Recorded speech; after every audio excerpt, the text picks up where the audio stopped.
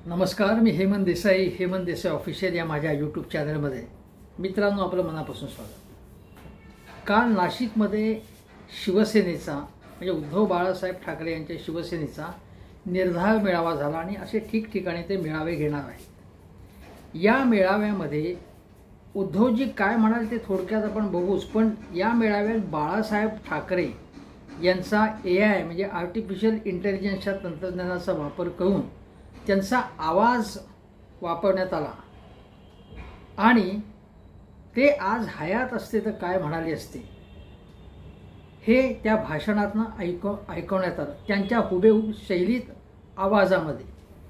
आणि ते ऐकताना जमलेले जे तमाम शिवसैनिक होते, स्त्री पुरुष महिला शिवसैनिकसुद्धा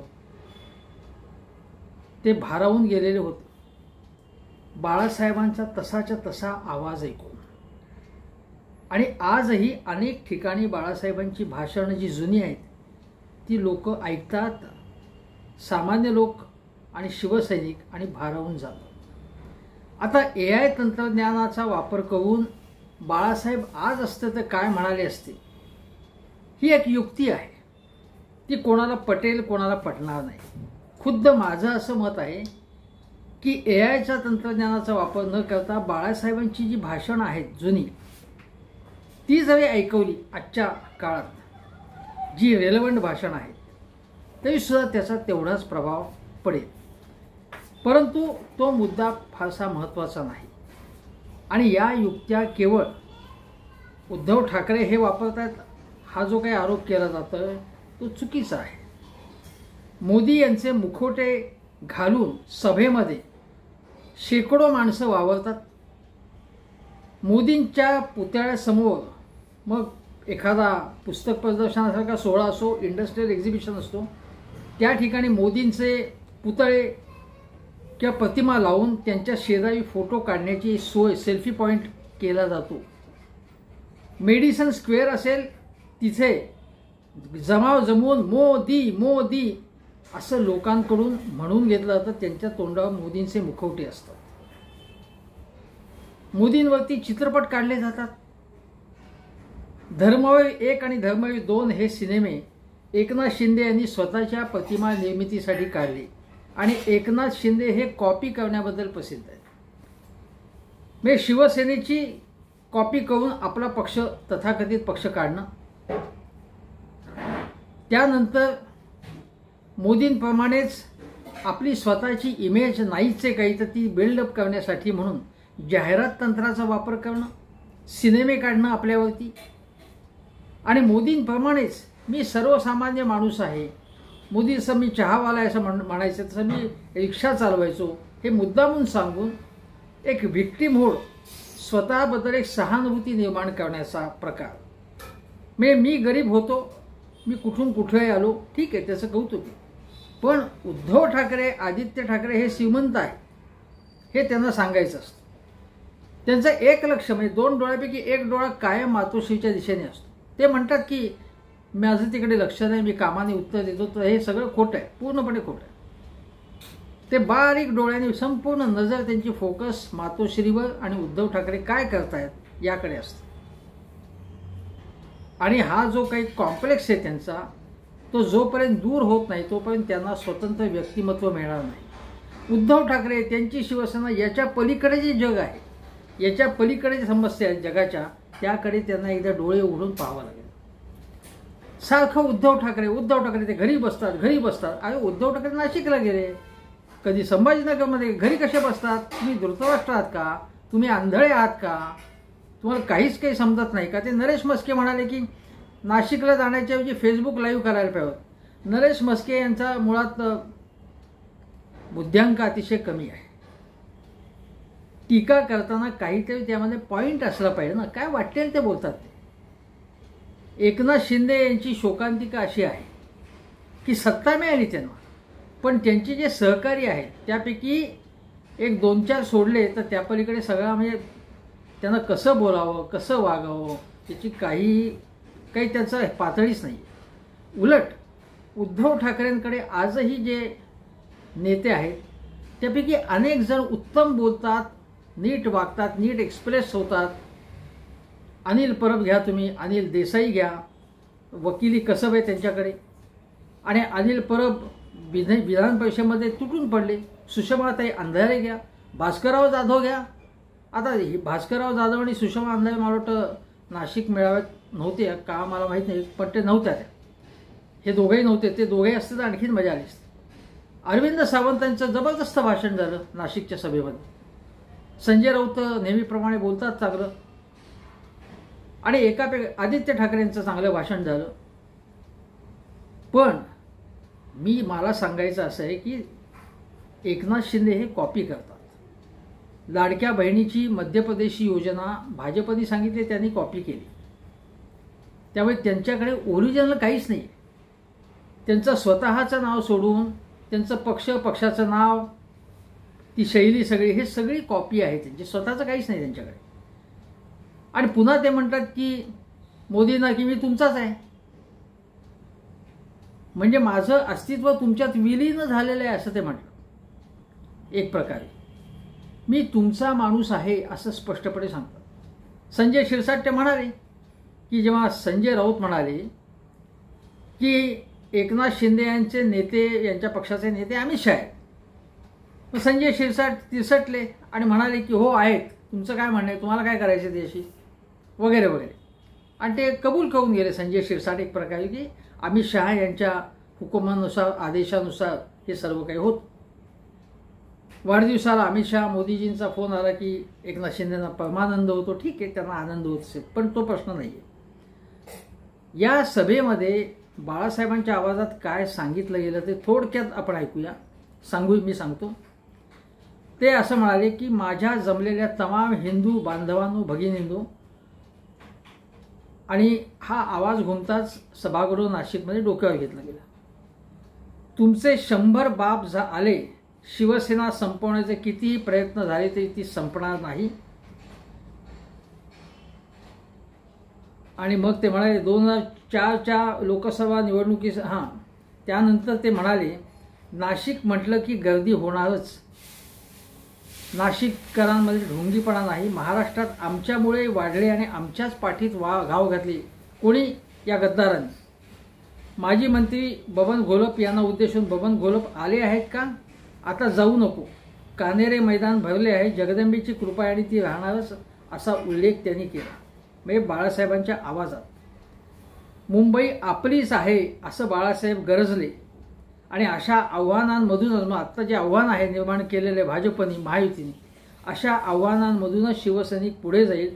मी अजूनही तुमच्या सोबत आहे असा आवाज, बाळासाहेबांचा आवाज जेव्हा शिवसैनिकांनी नाशिकमध्ये ऐकला तेव्हा ते मंत्रमुग्ध झाले, नेहमीप्रमाणे मंत्रमुग्ध झाले. आता उद्धव ठाकरे काय म्हणाले ते थोडक्यात आपण बघूया.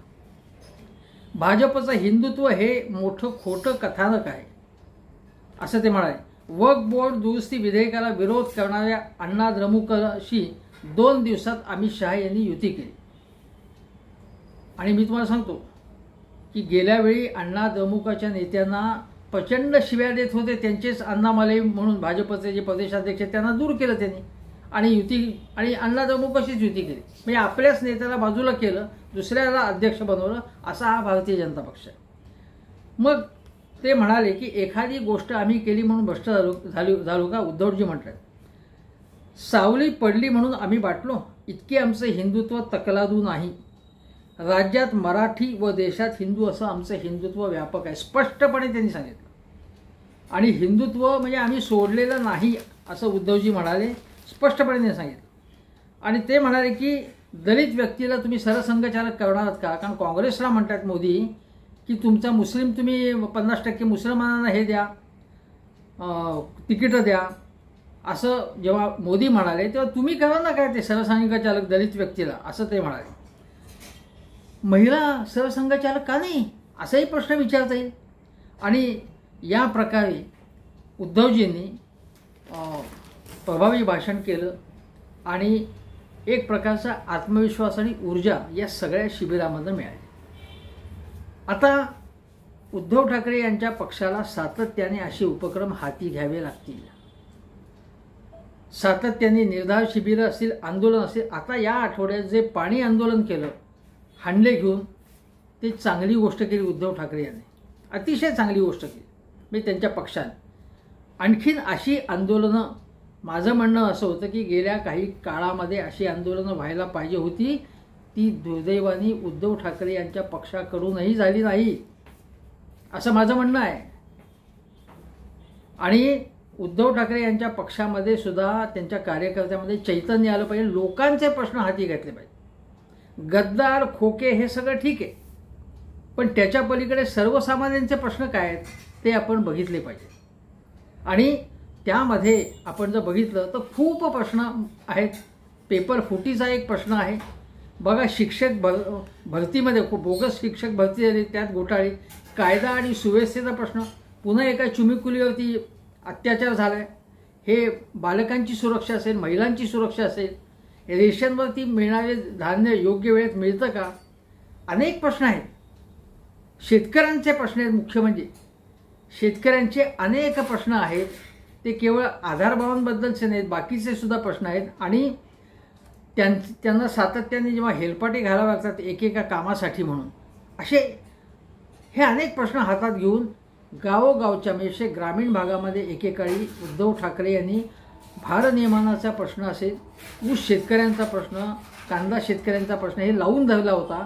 म्हणून उद्धव ठाकरे यांच्या काळात ग्रामीण महाराष्ट्रामध्ये शिवसेना विशेषतः वाढली. त्या ग्रामीण महाराष्ट्राकडे सुद्धा ग्रामीण भागातील शिवसेनेने लक्ष दिलं पाहिजे आणि त्यांना कार्यक्रम दिला पाहिजे सातत्याने. दुर्दैवाने हे पुरेशा प्रमाणात होत नाही, हे मला स्पष्ट सांगणं भाग आहे. केवळ भावनाप्रधान भाषणं करून पुरेसं नाही आहे. लोक अत्यंत संतापलेले आहेत. मी तुम्हाला साधी गोष्ट सांगतो की मोदी म्हणाले की वीज आपण एक्सपोर्ट करतो, काँग्रेसच्या काळात वीज कुठे होती? अरे एक्सपोर्ट करण्याच्या गोष्टी करताय तुम्ही. तळेगाव असेल पुण्यात अनेकदा वीज जाते दर आठवड्याला, काय सांगताय तुम्ही या गोष्टी? म्हणजे या फेका ज्या चालू आहेत, घरांचे किती प्रश्न आहेत लोकांचे, घरं वेळेवरती मिळत नाहीत, बिल्डरची फसवणूक, अशा अनेक प्रश्न हातात घेता येतील. पण तो मुद्दा मी केवळ स्पर्श करतो. खऱ्या गोष्टी आज सांगायच्या त्या अशा की हे जे सातत्याने सांगतायत की बाळासाहेबांचे विचार या उद्धव ठाकरेंनी विसरले आणि हा जो आवाज होता बाळासाहेबांचा, जो AIच्या तंत्रज्ञानाने वापरण्यात आला, माझं म्हणणं असं आहे की बाळासाहेब जरी आज हयात असते तर बाळासाहेब जेव्हा 25-30 वर्षापूर्वी जे राजकारण करत होते तसंच त्यांनी आज केलं असतं का? कोणताही राजकारणी काळाप्रमाणे बदलतात, ते विचार बदलतात आणि राजकारण प्रवाही असतं. विचारसरणी बदलते असं नाही, हे प्रवाही असतं राजकारण. तेव्हा त्यांच्या ज्या भूमिका तेव्हा होत्या त्या आज आहेत किंवा आज राहिल्या असत्या असं मानणं हा मूर्खपणा आहे.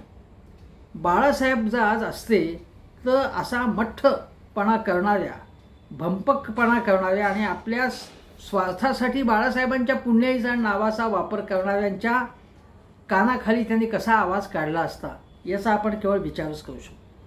आणि ज्यांनी आपल्या बाळासाहेबांनी स्थापन केलेल्या पक्षाशी प्रतारणा केलेली आहे आणि बाळासाहेबांनी मृत्यूपूर्वीच्या शेवटच्या सभेमध्ये जे आवाहन केलं होतं की माझ्या मुलाला आणि आदित्याला सांभाळा, हे आवाहन ज्यांनी विसरून मुलाला आणि नातवाला सांभाळणं सोडून द्या, उद्धव आणि आदित्य ठाकरेंवरती गलिच्छ टीका करणं, आरोप करणं त्यांच्या विरोधात, त्यांच्या मागे हात धुवून लागणं, वेगवेगळ्या संस्था लावणं त्यांच्या आणि त्यांच्या सहकाऱ्यांच्या, ही बाळासाहेबांची अशी गद्दारी नाही काही, शिवसेनेशी आणि बाळासाहेबांची गद्दारी नाही. आणि हे लोक सांगतायत बाळासाहेबांबद्दल, आणि बाळासाहेबांच्या विचारांशी आणि मुलाशी नातवाशी गद्दारी करून तुम्ही वर सांगताय की आम्हीच बाळासाहेबांचे खरे वारसदार आहोत. बाळासाहेबांचे हात शिवशिवले असते अशा वेळी, मी तुम्हाला सांगतो. आणि एकनाथ शिंदे सांगतायत की बघा बाळासाहेब काय म्हणाले की काँग्रेसशी संबंध जोडायचे झाले असते, काँग्रेसच्या मांडी लावून बसण्यापेक्षा मी माझं दुकान म्हणजे शिवसेना बंद केली असते, असं बाळासाहेब म्हणाले. मी तुम्हाला सांगतो, याच बाळासाहेबांनी कशा आघाडी आणि युती केलेली होती, त्या बाळासाहेबांचं सिलेक्टिव्ह विचार व्यक्त जे एका वेगळ्या कॉन्टेक्स्टमध्ये त्या काळामध्ये जे काही बोलले होते त्याचा आपल्याला सोयीचा अर्थ काढला एकनाथ शिंदेनी, तो व्हिडिओ दाखवून लोकांना फसवायचं, गंडवायचं, दिशाभूल करायची हे सातत्याने केलं जात आहे.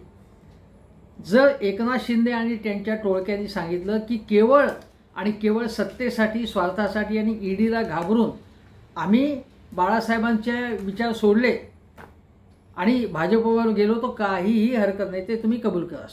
पण बाळासाहेबांनी तुमच्या फसवेगिरीसाठी बाळासाहेबांचा आधार घेऊ नका. म्हणजे एखाद्या चोराने सांगायचं की मी चोरी केली आहे, चोरी करायची, त्याला पकडल्यावर त्यांनी सांगायचं नाही नाही मला त्या महान नेत्यांनी मला सांगितलं होतं की चोरी करा म्हणून.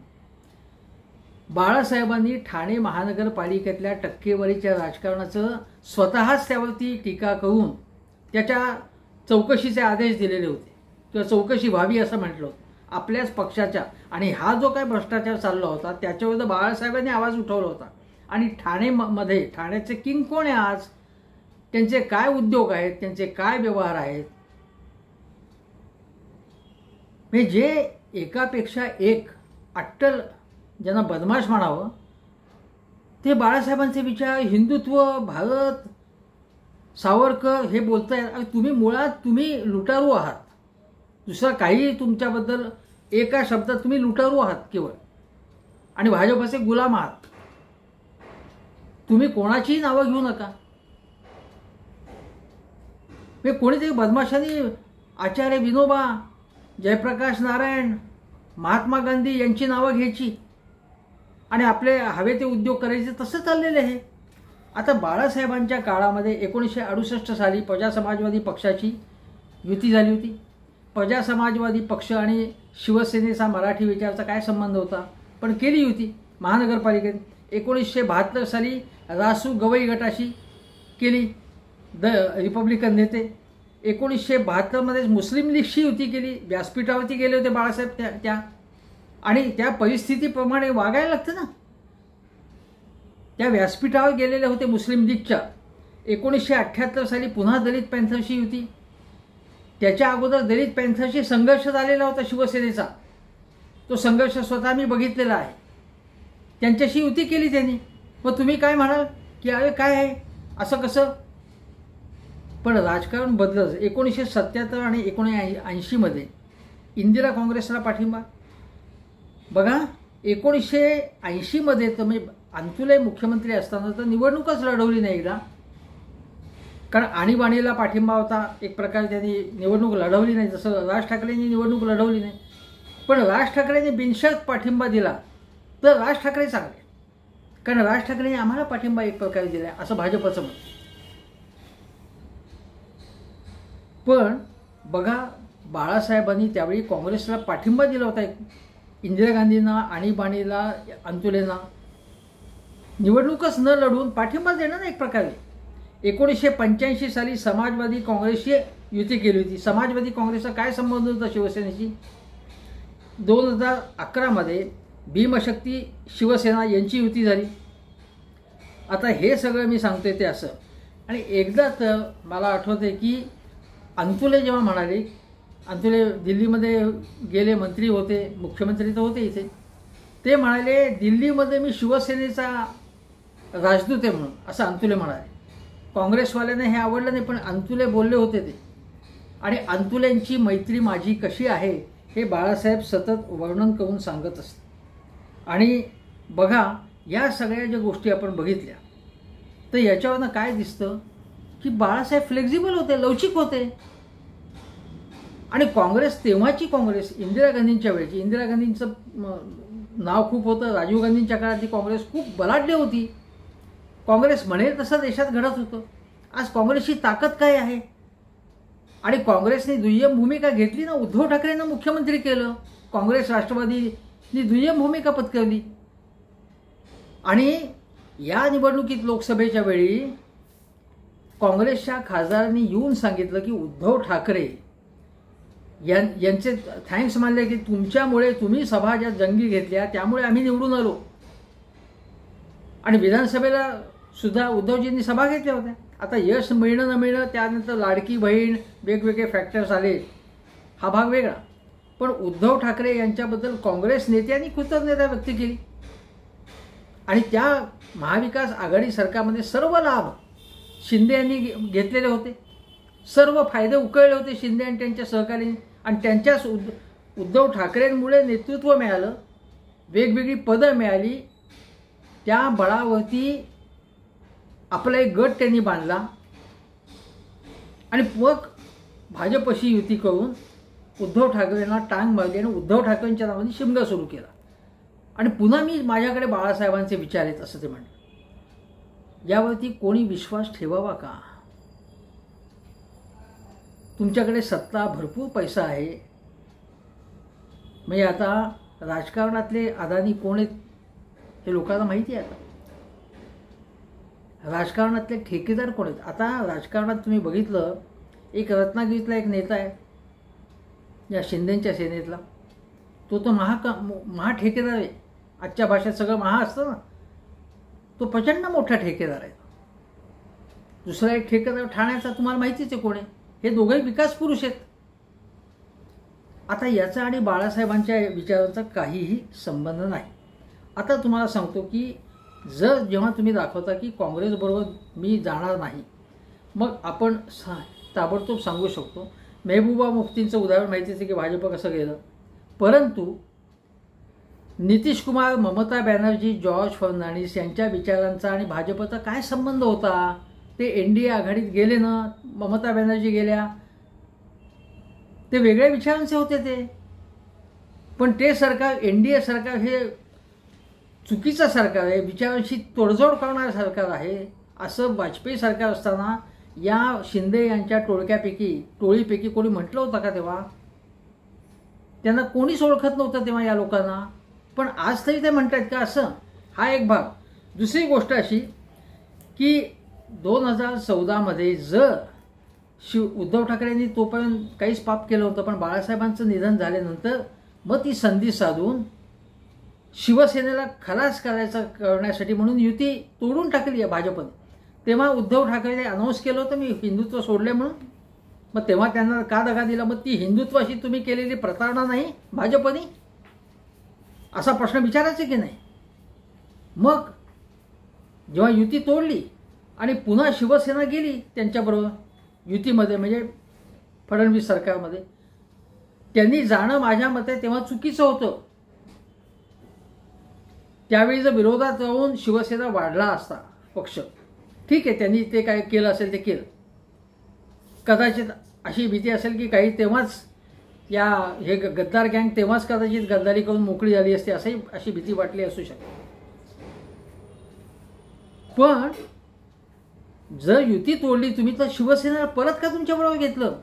आणि राष्ट्रवादीचा पाठिंबा आवाजी जे मतदान घेण्यात आलं फडणवीसांनी, मग राष्ट्रवादीसारखा देशद्रोही राष्ट्रविघातक पक्ष जर वाटत होता तुम्हाला, तर फडणवीसांनी पाठिंबा का घेतला त्याचा?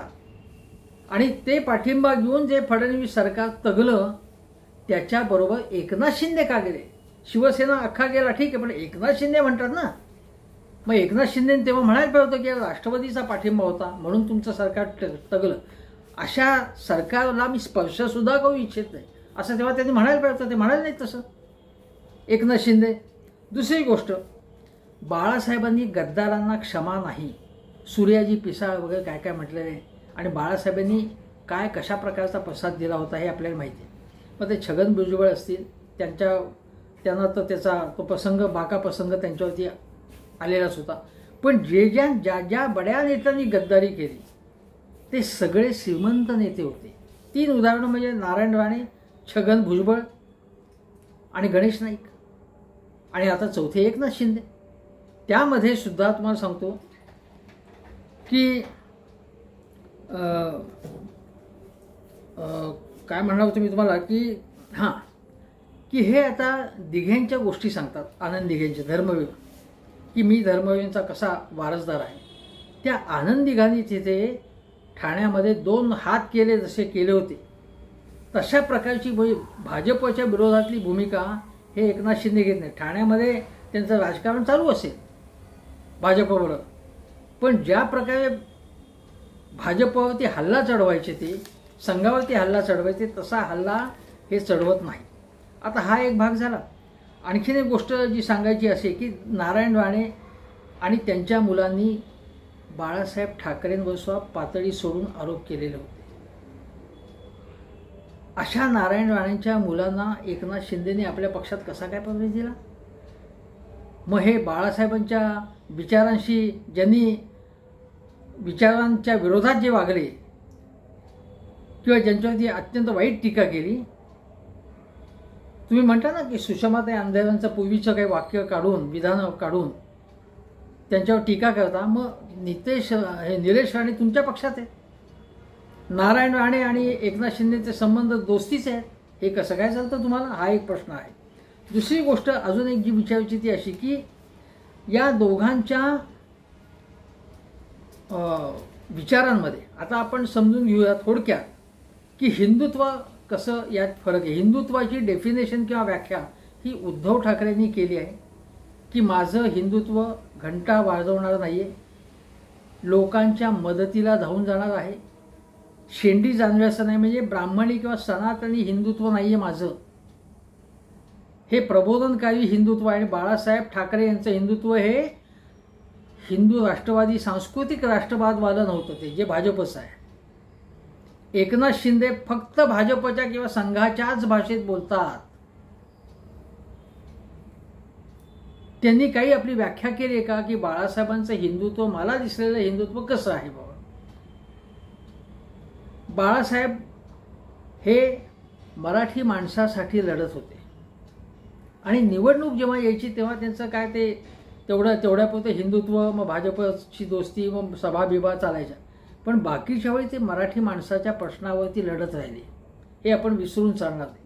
त्यांचा ओरिजिनल आत्मा हा मराठी माणसाचा प्रादेशिक अस्मितेचा होता आणि म्हणून भाजपलाही त्याने अनेकदा आवाज दिला, भाजपच्या दिल्लीच्या नेतृत्वाला आवाज दिला. त्यामुळे त्यावेळी त्या मंत्र्यांना, नेत्यांना मातोश्रीवरती टाचा घासत यावं लागलं आणि असाच आवाज उद्धव ठाकरेंनी दिल्यानंतर मातोश्रीवरती अमित शहा आले.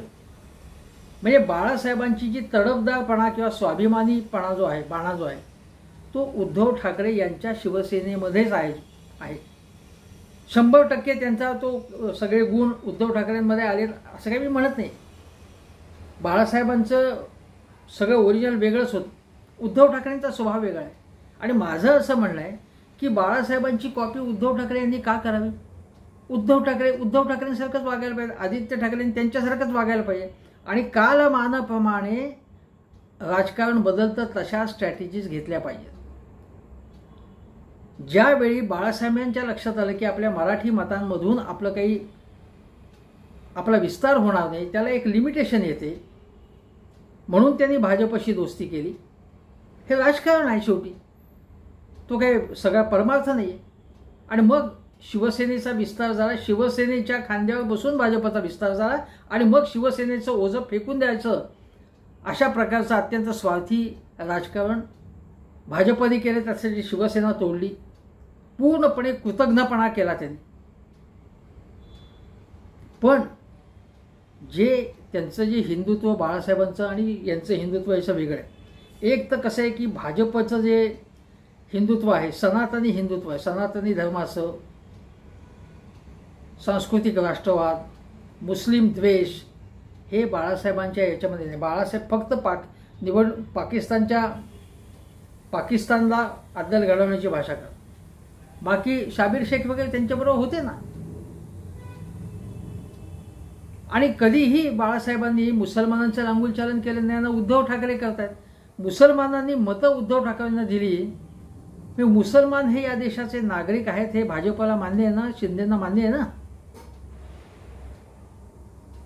आणि शिंदेच्या पक्षाला एका तरी मुसलमानांचं मत मिळालं असेल ना. मग शिंदे मुसलमानचे लोटांगण घालतात मुसलमान पुढे असं म्हणायचं का?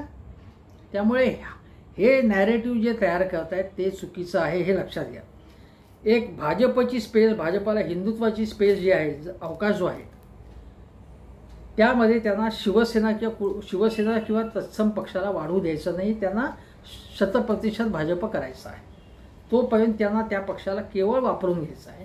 एकनाथ शिंदेंना केवळ वापरून घ्यायचा आहे. उलट उद्धव ठाकरे यांचा पक्ष आज त्याला फटका बसला असेल विधानसभेत, पण त्या पक्षाला स्पेस आहे आणि भाजपच्या जागेमध्ये आपल्याला काही उपयोग होणार नाही, कारण भाजप आपल्याला वाढू देणार नाही हे उद्धव ठाकरेंना माहीत असल्यामुळे त्यांनी धर्मनिरपेक्षतावादी जी मतं आहेत काँग्रेस राष्ट्रवादी त्या चौकटीमध्ये हिंदुत्वाला बसवण्याचा प्रयोग सुरू केला. हा वेगळा प्रयोग आहे. हे राजकारणात या पूर्वी घडले नाही. NDAचा काय उपयोग होता त्यावेळी? समान नागरिक कायदा, काय म्हणतात, अयोध्येचं राम मंदिर, 370 कलम हे मुद्दे बाजूला ठेवले होते. मग संघ भाजपचे विचार हे भाजपने गुंडाळून ठेवले, हिंदुत्वाशी प्रतारणा केली, असं तेव्हा म्हटलं गेलं का? तेव्हा म्हणणार होता तुम्ही तसं? त्यामुळे या युक्तिवादाला अजिबात अर्थ नाही. भारतीय जनता पक्षाला कुठल्याही प्रादेशिक पक्षाला मोठं होऊन द्यायचं नाही आहे. आणि आजचा काँग्रेस पक्ष हा तेवढा प्रभावी का इतका दादागिरी करणार नाही. राहुल गांधींचा काँग्रेस पक्ष हा वेगळा पक्ष आहे. सोनिया गांधींचा काँग्रेस पक्ष वेगळा होता, इंदिरा गांधीच्या वेळेचा पक्ष वेगळा होता. सोनिया गांधींनी वास्तवाचं भान ठेवून इतर पक्षांना बरोबर घेतलं, ज्यांच्याशी एकेकाळी बघा राजीव गांधींच्या बाबतीत त्यांच्या सुरक्षेच्या बाबतीत तडजोड झाली, त्यांची हत्या झाली. त्यावेळी एका कमिशननी द्रमुकवरती सुद्धा काही आरोप केले होते. त्या DMKशी सोनिया गांधींनी तडजोड केली. हे राजकारण आहे ना. आणि राजकारणामध्ये ते अपरिहार्य आहे. इतर पक्ष बरोबर घेऊन UPA सरकार स्थापन केलं, नाही तर काँग्रेस नामशेष तेव्हाच झाले असता पक्ष. म्हणजे उद्धव ठाकरे यांनी जर महाविकास आघाडी स्थापन केली, त्याबरोबर ते गेले, ते कशामुळे गेले? तर फडणवीसांनी अजितदादांबरोबर सरकार स्थापन केलं, फडणवीसांनी राष्ट्रवादीचा पाठिंबा घेतला, ते चाललं. तर मग उद्धवजींना कोंडीत पकडलं. त्यांचा अपमान करणं, त्यांच्या सहकाऱ्यांचा अपमान करणं, त्यांची उपेक्षा करणं, त्यांच्याशी दगाबाजी करणं, अशा भाजपवर फुगडी घालत बसायचं आणि सर्वनाश करून घ्यायचा, हे उद्धव ठाकरेंनी करावं अशी अपेक्षा होती का? त्यामुळे हा सगळा भाग लक्षात घेतला पाहिजे. आज या महाशक्तीशी, ज्या महाशक्तीचं कोड कौतुक एकनाथ शिंदे करतात, त्यांच्याशी 2 हात करण्याचं बळ जे उद्धव ठाकरे आणि त्यांचे सहकारी दाखवत आहेत. कुठल्याही तपास यंत्रणांना न घाबरता, तपास यंत्रणांना घाबरलेली जी आघाडी आहे ती एकनाथ शिंदेची आहे. मनसे पक्षसुद्धा त्यांच्यावर सुद्धा EDची कारवाई आल्यानंतर त्यांचा पवित्रा बदलला, हे वास्तव आहे. त्यामुळे हे लक्षात घेतलं पाहिजे. आणि म्हणून हे नॅरेटिव्ह लक्षात घेऊन बाळासाहेबांनी कोणाच्या कानाखाली खरोखर आवाज काढला असता हे लक्षात घ्या. शिंदे यांचं म्हणजे एसमशी जे आहे पक्ष, त्या पक्षाने एक हात असा आपल्या गालावर ठेवूनच वावरायला पाहिजे असं मला वाटतं. तुर्तास इथेच सांगतो. हेमंत देसाई ऑफिशियल हा माझा YouTube चॅनल जरूर बघा. शेजारचं बेल आयकनचं बटन दाबा. धन्यवाद.